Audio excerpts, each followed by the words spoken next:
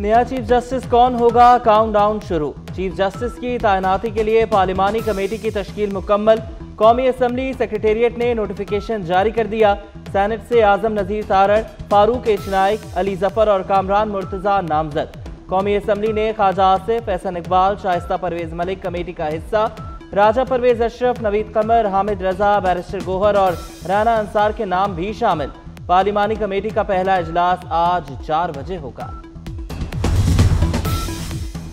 12 रुकनी पार्लिमानी committee नए chief justice की नामजदगी करेगी।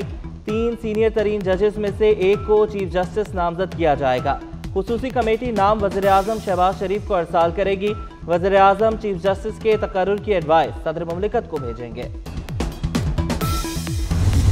हमें पता चल गया कि कौन क्या था, हमें पता चल गया कि कौन जमीन फरोश था, कौन गद्दार था, कौन बुज़दिल था और कौन वो लोग थे कि जो नजरिए के लिए खड़े हैं और इंशाल्लाह खड़े रहेंगे।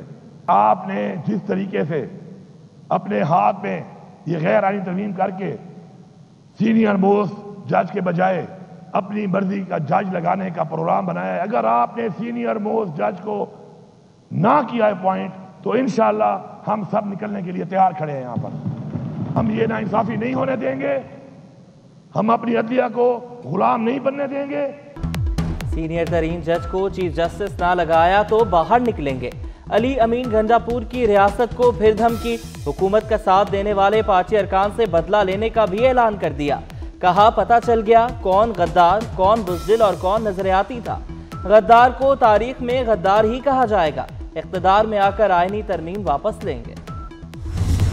ये आज तय हो गया कि पार्लियामेंट सुप्रीम है। ये खाली एक तरमीम नहीं बल्कि ये कौमी यकजहती इत्तफाक राय की एक शानदार मिसाल एक मरतबा फिर कायम हुई है। मालाती साजिश हुआ करती थी और जिसके जरिए हुकूमतों को घर भिजवाया जाता था। तो चार्टर ऑफ डेमोक्रेसी जिसके ऊपर दस्तखत हुए शहीद मोहतरमा बेनजीर भुट्टो और मेरे कायद मियां मोहम्मद नवाज शरीफ के दरमियान, और उसके बाद हजरत मौलाना ने भी उसके ऊपर अपना तस्दीक की और दूसरी पार्टियों ने भी। आज वो अधूरा ख्वाब आज वो पाया तकमील तक पहुंचा। जनाब स्पीकर, कोई यहाँ पर लोटा वोट नहीं है। जनाब स्पीकर, मैं आपको बताना चाहता हूँ तय हो गया पार्लियामेंट बालादस्त है। महलाती साजिशों के जरिए हुकूमतों को अब घर नहीं भेजा जा सकेगा।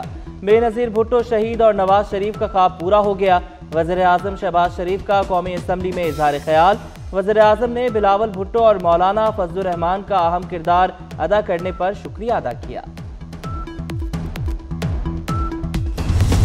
पाकिस्तान की अदालत की तारीख क्या है? हमारा अदालत का काम था जमहूरियत का तहफ़्फ़ुज़ दिलवाना। हमारा अदालत का काम था आईन का तहफ़्फ़ुज़ करना। हमारा अदालत का काम था आमिर का रास्ता रोकना। हम डिक्टेटरशिप रहे हैं, मगर वो डिक्टेटरशिप को कामयाब होने में सफ़े अव्वल का किरदार तो हमारा अदालत का रहा है। मुल्क में काला सांप इफ्तिखार चौधरी वाली अदलिया है। काला सांप पार्लियामान पर हमला करने आ रहा है। बिलावल भुट्टो का कौमी असम्बली में खिताब। मौलाना फजलुर रहमान ने कहा आज एक जज से हुकूमत दूसरे से अपोजिशन से घबरा रही है। आईनी तरमीम को शख्सियात के तनाज़े में इरगमाल न बनाया जाए। यहाँ एक मसला उठा था, एक जज है तो उससे हुक्मरान पार्टी घबरा रही है, अगर दूसरा जज है तो उससे हिज़्ब इख्तिलाफ की जमात जो है वो घबरा रही है। और एक की कोशिश ये है कि फ़लाँ जज हो, दूसरा कहता है कि फ़लाँ जज हो। इस चीज़ में एक मसला फंस गया था जिसके लिए मैंने अर्ज़ किया था कि आईनी तरमीम को शख्सियात के तनाज़े में यरगमाल न बनाया जाए बल्कि आईनी इस्लाहात लाई जाए बाकायदा तौर पर और मुल्क के अदालती निज़ाम को ठीक किया जाए। PTI इंट्रा पार्टी इलेक्शन पर नजरसानी दरख्वास्त खारिज। अली जफर ने कहा आईनी तरमीम के बाद बेंच ये केस नहीं सुन सकता। चीफ जस्टिस ने जवाब दिया हमें किसी आईनी तरमीम का मालूम नहीं, हमें न बताएं हम क्या सुन सकते हैं और क्या नहीं। चीफ जस्टिस ने हुक्म लिखवाने के दौरान हामिद खान बोल पड़े। कहा मुतासिब जज के सामने दलाइल से इनकार किया। चीफ जस्टिस से कहा आप टीवी के बजाय मुंह पर कह दें पार्टी इलेक्शन करा लेते, इससे जमहूरियत आती है।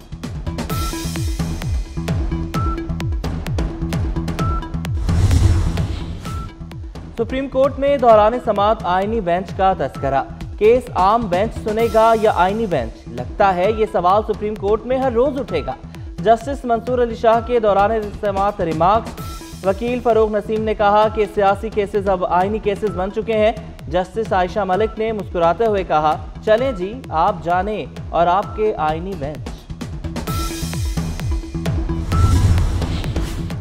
वज़ीर दाखिला मोहसिन नकवी की 26वीं आईनी तरमीमी बिल की मंजूरी पर कौम को मुबारकबाद। आईनी तरमीम की हिमायत पर मौलाना फजलुर रहमान और इत्तेहादी जमातों के कायदीन का खुसूसी शुक्रिया अदा किया। कहा, 26वीं आईनी तरमीम जमहूरियत की फतह है। मौलाना का मस्बत और तारीखी किरदार हमेशा याद रखा जाएगा।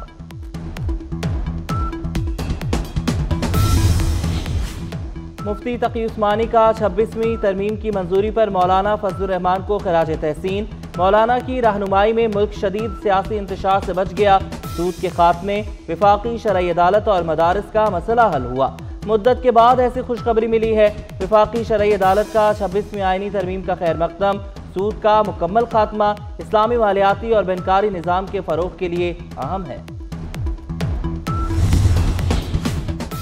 नून लीगी रुकन आदिल वाजई को आईनी तरमीम में वोट ना देना महंगा पड़ गया। स्पीकर कौमी असम्बली अयाज सादिक का इलेक्शन कमीशन को एक और खत। आदिल वाजई को नाअहल करके नशिस्त खाली करार देने का मुतालबा।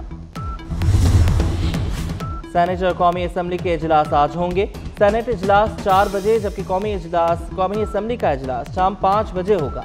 सेनेट सेक्रेटेरिएट ने इजलास का 4 नुकाती एजेंडा जारी कर दिया। कौमी इजलास में 3 नए बिल पेश किए जाएंगे। अडियाला जेल में कैदियों से मुलाकातों पर पाबंदी में मजीद तौसी कर दी गई। कैदियों से मुलाकातों पर पाबंदी ताहुक्म सानी जारी रहेगी। जेल में मुलाकातों पर पाबंदी का इतलाक सियासी कैदियों समेत आम कैदियों पर भी होगा। पंजाब हुकूमत ने डिप्टी कमिश्नर्स को दफा 144 लगाने का इख्तियार दे दिया। डिप्टी कमिश्नर्स अपने जिला में 30 दिन तक दफा 144 लगा सकेंगे। होम सेक्रेटरी 90 दिन तक दफा 144 लगा सकेगा। पंजाब असम्बली से मंजूरी के बाद गजट नोटिफिकेशन जारी।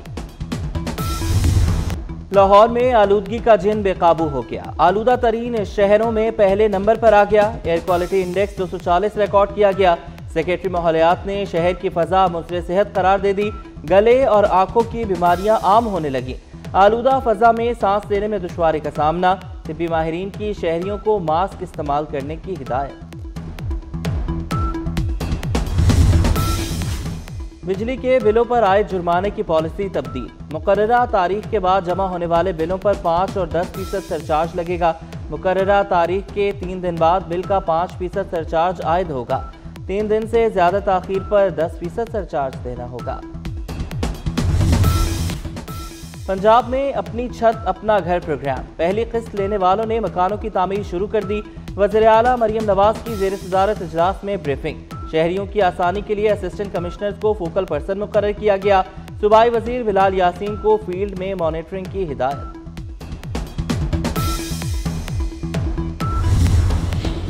मख्तावर भुट्टो जरदारी के हाथ तीसरे बेटे की पैदाइश। मख्तावर भुट्टो ने इंस्टाग्राम पोस्ट के जरिए खुशखबरी शेयर की। कहा, 20 अक्टूबर 2024 को तीसरे बेटे की पैदाइश हुई। सदर आसिफ अली जरदारी और बिलावल भुट्टो की मुबारकबाद। मिस्र की 100 साल की कोशिशें रंग ले आई। आलमी इदारा सेहत ने मिस्र को मलेरिया से पाक करार दे दिया। सरबराह WHO का कहना है कि मलेरिया इतना ही कदीम है जितनी खुद मिस्री तहजीब। फिरौनों से ताल्लुक रखने वाली ये बीमारी अब सिर्फ मिस्र की तारीख रह गई। अमरीकी रियासत ह्यूस्टन में हेलीकॉप्टर रेडियो टावर से टकराकर तबाह हो गया। हौलनाक हादसे में बच्चे समेत 4 अफराद हलाक। हादसे का शिकार होने वाले हेलीकॉप्टर प्राइवेट था। गजा में इस्राएली फौज की दहशतगर्दी जारी। खान यूनिस, देरुल बला, रफा समेत मुतादिद मुकामात पर शदीद बमबारी। जबालिया में कई हफ्तों से जारी मुहासरे में ब्लॉक 2 में तमाम घर तबाह कर दिए गए। फलस्तीनियों पर टैंकों से चढ़ाई करने वाला इस्राएली कमांडर धमाके में मारा गया।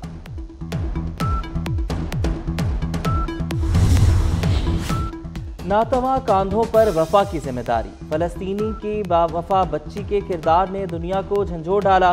फलस्तीनी बच्ची अपने जख्मी बहन को उठाए 2 किलोमीटर पैदल चलती रही। नर्दिल रखने वाले इंसान ने बच्चियों को गाड़ी में बिठाकर डॉक्टर तक पहुंचाया। तुर्किया के मारूफ मजहबी रहनुमा फताउल्लाह गुलन अमेरिका में इंतकाल कर गए। फताउल्लाह कुछ अरसे से अलील थे। फताउल्लाह गोलन पर 2016 में तुर्क सदर तैयब उर्दवान के खिलाफ बगावत का इल्ज़ाम था। तुर्किया हुकूमत ने फताउल्लाह गोलन की हवालगी का मुतालबा कर रखा था। दुबई में ICC बोर्ड मीटिंग्स इख्तिताम पजीर। इजलास में चेयरमैन PCB मोहसिन नकवी ने शिरकत की। चेयरमैन PCB मोहसिन नकवी ने बोर्ड मेंबरान को चैंपियंस ट्रॉफी के लिए दावत भी दी। पाकिस्तानी तनसाज रमीज इब्राहिम खान ने अमेरिका में तारीख रकम कर दी। मिस्टर यूनिवर्स मुकाबले में गोल्ड मेडल जीत लिया। रमीज इब्राहिम प्रोफेशनल एथलीट का एजाज भी हासिल कर चुके हैं।